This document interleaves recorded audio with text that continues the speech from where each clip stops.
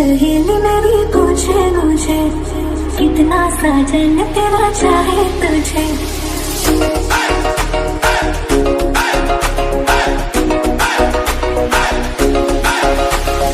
मेरी सहेली मेरी पूछे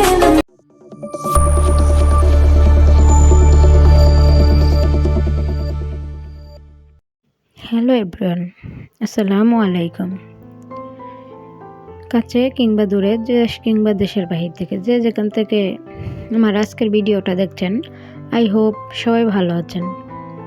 আলহামদুলিল্লাহ, আল্লাহর অশেষ রহমতে আমরাও ভালো আছি। আজকের ভিডিওটা সকালের নাস্তা করার পর থেকে শুরু করেছি।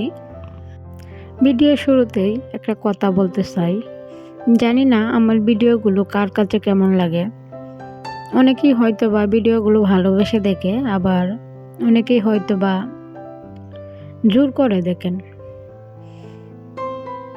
আপনাদের কাছে একটাই অনুরোধ, প্লিজ আমার ভিডিওটা না টেনে সম্পূর্ণটা দেখবেন। আশা করি আজকের ভিডিওটা আপনাদের কাছে ভালো লাগবে। আমি কাঁচামরিচের যে বোটাগুলো ফেলে নিয়েছি, আর এখন এগুলোকে একটা বক্সে ভরে রেখে দেব। নিচে একটা টিস্যু দিয়ে দিয়েছি, আর তার মধ্যে কাঁচামরিচগুলো রেখে উপরে আরেকটা টিস্যু দিয়ে দিব। এতে যে পানিটা সৃষ্টি হবে সেটা টিস্যুটা শুষে নেবে। আমরা যেহেতু দুজন মানুষ, যার কারণে এত কাঁচামরিচ কিন্তু খুব তাড়াতাড়ি শেষ হয়ে যাবে না, যার কারণে এভাবে সংরক্ষণ করে রাখা। আর এভাবে সংরক্ষণ করে যদি কাঁচামরিচ রাখা যায় তাহলে কিন্তু অনেক দিন যাবতই ভালো থাকে। আমি কাঁচামরিচগুলো এখন ফ্রিজে রেখে দেব। নর্মাল ফ্রিজে রাখবো, ডিপ ফ্রিজে না। চলে আসলাম অ্যাকুরিয়ামের উপরটা একটু পরিষ্কার করে নেওয়ার জন্য। অনেক দিন যাবত অ্যাকুরিয়ামটা পরিষ্কার করছি না, ভিতরের সাইডটাতে অনেকটা ময়লা হয়ে গিয়েছে। চিন্তা ভাবনা আছে যে 1-2 দিনের মধ্যেই ভিতরটাও ভালো করে পরিষ্কার করে নেব। ইনশাল্লাহ ঈদের আগেই এই কাজগুলো করে নেব। জানি না এখন পর্যন্ত আমার সাথে কেউ আছেন কিনা। যদি কেউ থেকে থাকেন কিংবা এই মুহূর্তে ভিডিওটা ক্লিক করে থাকেন, আপনাদের কাছে অনুরোধ করব, প্লিজ একটা লাইক দিয়ে দিবেন। আপনাদের একটা লাইক আমার এই ভিডিওটা আরও কিছু আপু ভাইয়াদের কাছে পৌঁছাতে সহযোগিতা করবে। আমার ভিডিও রিচ একদমই কমে গিয়েছে। আপনাদের একটা লাইকের কারণে হয়তোবা এই রিচটা একটু বৃদ্ধি পেতে পারে। প্লিজ আপনাদের কাছে আমার অনুরোধ, একটা লাইক দিয়ে দিবেন। আর চাইলে আমার ভিডিওটা একটু শেয়ার করে দিতে পারেন, এতে হয়তো বা আমার চ্যানেলটা বেঁচে যেতে পারে। যাই হোক, আমি অ্যাকুরিয়ামটা ভালো করে পরিষ্কার করে নিয়েছি। এখন উপরটাও একটু মুছে নিচ্ছি। এটা পরিষ্কার করে আমি অন্য একটা কাজে চলে যাব।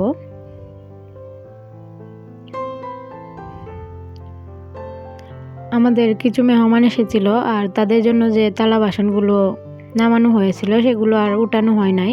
তাই এখন ভালো করে মুছে আমি এগুলোকে একটু তুলে রাখবো। যদিও মেহমান যেদিন এসেছিল সেদিনের ভিডিওটা আমি ধারণ করতে পারি নাই, কারণ একা একা সব কিছু করে আবার ভিডিও করা, তার উপর অসুস্থ শরীর নিয়ে শরীরটা একদমই সায় দিচ্ছিল না, যার কারণে আমি আর এই ভিডিওগুলো করি নাই। সেই জন্য আমি অনেক দুঃখিত। আমরা জানি, আমরা যদি বড় হতে যাই জীবনে, কিংবা জীবনে কোনো কিছু অর্জন করতে যাই, তাহলে ধৈর্যের প্রয়োজন। আর যে কোনো জিনিস কষ্ট করে পাওয়ার মধ্যে কিন্তু আনন্দই অন্যরকম থাকে।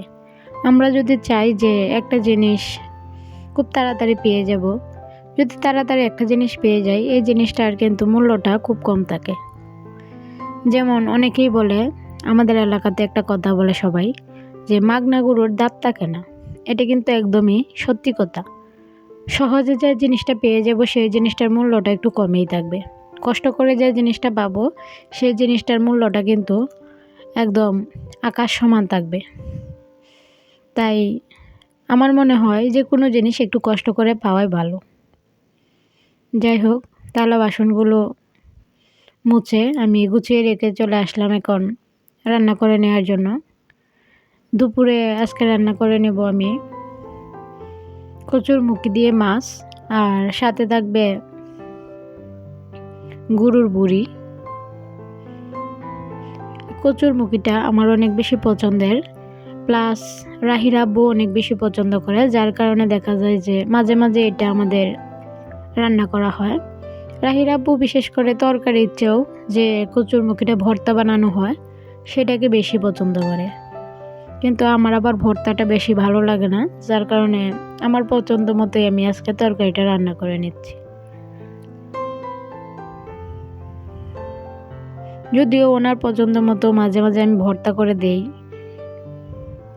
তরকারিতে ঝোল দিয়ে দিলাম, আর এখন তরকারিটা বসিয়ে দিয়ে চলে আসলাম ডিম ধুয়ে নেওয়ার জন্য। রাতের বেলা ডিম নিয়ে এসেছিল, কিন্তু একদমই ভুলে গিয়েছিলাম যে এগুলোকে এখনো গুছিয়ে রাখা হয়নি, তাই ডিমগুলো ভালো করে এখন ধুয়ে নেব। আর সবাই তো জানেন যে ডিম বেশিক্ষণ পানিতে ভিজিয়ে রাখা ঠিক না। ডিম বেশিক্ষণ পানিতে ভিজিয়ে রাখলেই ডিমের মধ্যে পানি ঢুকে যায়, আর ডিমগুলো না ধুয়ে রাখলেও আবার যে ডিমের জীবাণুটা আছে সেই জীবাণুটা অন্যান্য খাবারের মধ্যে ঢুকে যায়, যার কারণে ডিমগুলো ধুয়ে রাখাই উত্তম। আমার ডিমগুলো আমি একটু ঘষে ধুয়ে নিয়েছি, আর এখন এগুলোকে উঠিয়ে একটা ছাঁকনিতে রেখে দেব, এতে পানিটা যা আছে শরীরের সেই পানিটা ঝরে যাবে।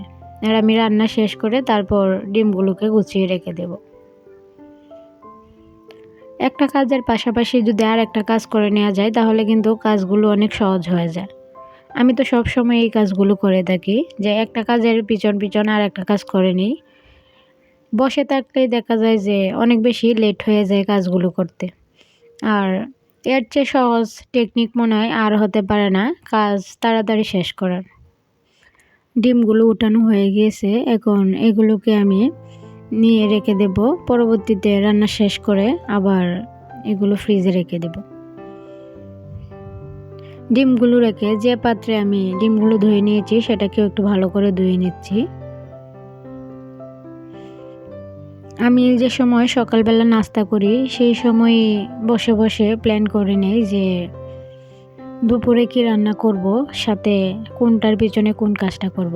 এভাবে যদি প্ল্যান করে নেওয়া যায় তাহলে কিন্তু কাজ তাড়াতাড়ি শেষ হয়ে যায়, আর আমি এভাবেই দেখা যায় যে একটার মধ্যেই সম্পূর্ণ কাজগুলো শেষ করে তারপর বিকাল টাইমটা আমি রাহিকে দিতে পারি। আমার তরকারিটা হয়ে গিয়েছে, আর এখন যে ভুড়িটা ছিল সেই ভুড়িটাকে বসিয়ে দিয়েছি। ভুড়িটা মোটামুটি কষানো হয়ে গিয়েছে, এখন একটু আলু কেটে দিয়ে দিব। গরুর বুড়ির মধ্যে এভাবে আলু কেটে না দিলে আমার কেন জানি খেতে ভালো লাগে না, তাই আমি সব সময় একটু আলু দেওয়ার চেষ্টা করি।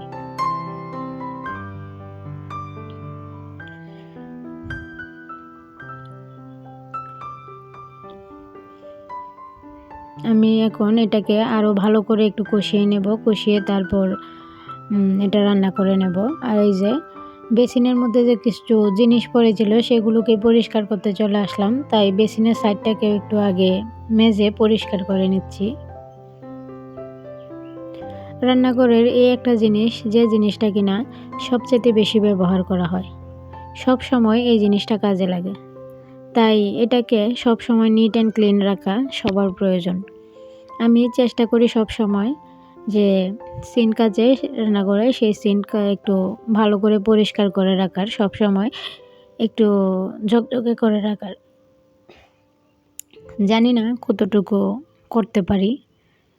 সবাই আসলে চায় সবার পরিবারের সুরক্ষাটা, আর এটা আমিও চাই। আমি অফ ক্যামেরায় রান্নাটা শেষ করে নিয়েছি, আর শেষ করে এই রুমে আসলাম ঘর ঝাড়ু দেওয়ার জন্য।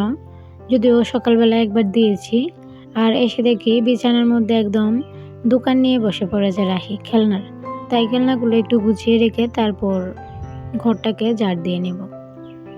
সবার ঘরেই হয়তো বা এই জিনিসটা আছে, যাদের ঘরে ছোট বাচ্চা আছে সবাই খেলনাগুলো এভাবেই এলোমেলো করে রাখে। ওদের কাজ হলো সব কিছু এলোমেলো করা, আর মায়েদের কাজ হলো সব কিছু গুছিয়ে রাখা। আমি দুপুরে গোসল করে নামাজ শেষ করে খাওয়া দাওয়া করে বিকালবেলা একটু বের হয়ে গিয়েছি যে আমাদের বাসার আরেক ভাবির সাথে একটু বাজারে যাব। ওই যে রাহি আগে আগে চলে যাচ্ছে, আর আমরা এখন রিক্সায় উঠে গিয়েছি। কিছু টুকটাক কেনাকাটা করব, যদিও আমার চেয়ে বেশি ভাবেই কেনাকাটা করেছিল। তারপরেও আমিও মোটামুটি কিছু জিনিস কিনে নিয়েছি, আমার যে জিনিসগুলো প্রয়োজন ছিল। এখনো পর্যন্ত কি কেউ আছেন নাকি সবাই চলে গিয়েছেন অনেক আগেই? যদিও চলেই যান, না হয় এভাবে ওয়াচ টাইম আসতো না। আমার অ্যানালাইসিসটা দেখলেই বোঝা যায় যে কারা সম্পূর্ণ ভিডিও দেখেন আর কারা দেখেন না। আমরা চলে এসেছি দোকানে, আর এই যে দোকানে আসার পর নেল পলিশগুলো দেখে এত বেশি ভালো লাগছিল। একটা সময় ছিল যখন কিনা এই নেল পলিশটা অনেক বেশি পছন্দ করতাম, কিন্তু ফেসবুকে একদিন একটা স্টোরি পড়ে যে আমার একদমই নেল পলিশের প্রতি একটা অনীহা চলে এসেছে। নেল পলিশ হাতে দেওয়া অবস্থায় মারা গেলে নাকি সেই নেল পলিশটা আর তোলা যায় না হাত থেকে, তাই সেদিন থেকে নেল পলিশ পরা একদমই বাদ দিয়ে দিয়েছি। কারণ কার হায়াত মত কোন সময় আসে সেটা কিন্তু কেউ বলতে পারে না। আর এই চুড়িগুলো দেখে ইচ্ছে করছিল সবগুলোই নিয়ে আসি, কিন্তু সেই যে মধ্যবিত্ত, টাকা পয়সার সীমিত থাকার কারণে কোনো কিছুই কিনতে পারি না। আর আমি বাহির থেকে আসার সময় পুরি আর পেঁয়াজু নিয়ে এসেছিলাম। এটাই ছিল আমাদের মা ছেলের বিকালের নাস্তা। আর আমি কিছু জিনিস নিয়ে এসেছিলাম, সেটাকে একটু দেখিয়ে দিচ্ছি। এই যে আমি একটা মাথার ব্যান্ড নিয়ে এসেছি, যে এটা কুফা করে তারপর কুপার মধ্যে দেওয়ার, এভাবে দিয়ে রাখলে অনেক বেশি ভালো লাগে। ভাবিও একটা নিয়ে এসেছে, সাথে আমিও একটা এনেছি। আর একটা ব্যান্ড নিয়ে এসেছি, অনেক মেয়েদেরকে দেখে এভাবে হাতে দিয়ে রাখার, তাই ভাবলাম আমিও একটু দেই, আমি তো আর বুড়ো হয়ে যাইনি এখনো। আর একটা কাঁকড়া ব্যান্ড নিয়ে এসেছি, সাথে একটা চিরুনিও নিয়ে এসেছি। চিরুনিটা অনেক বেশি প্রয়োজন ছিল, অনেক দিন ধরে ভাবছিলাম যে কিনবো, কিন্তু কেনা হচ্ছিল না। আর এগুলোর নাম কি বলে আমি জানি না, আমি কিনে নিয়ে এসেছি কারণ পরবর্তীতে এগুলো দিয়ে কিছু একটা বানানোর চেষ্টা করব। আর এই ছিল আমার কেনাকাটা। আর এখন এই যে আকাশটা একদম মেঘলা মেঘলা করে নিয়েছে। এখান থেকে আমি বিদায় নিয়ে নিচ্ছি। যারা এখন পর্যন্ত আছেন তারা একটা লাইক দিয়ে দিবেন, আর আমার কথায় কোনো ভুল ত্রুটি হলে প্লিজ ক্ষমার দৃষ্টিতে দেখবেন। সবাই ভালো থাকবেন, সুস্থ থাকবেন। আল্লাহ হাফেজ। আসসালামু আলাইকুম।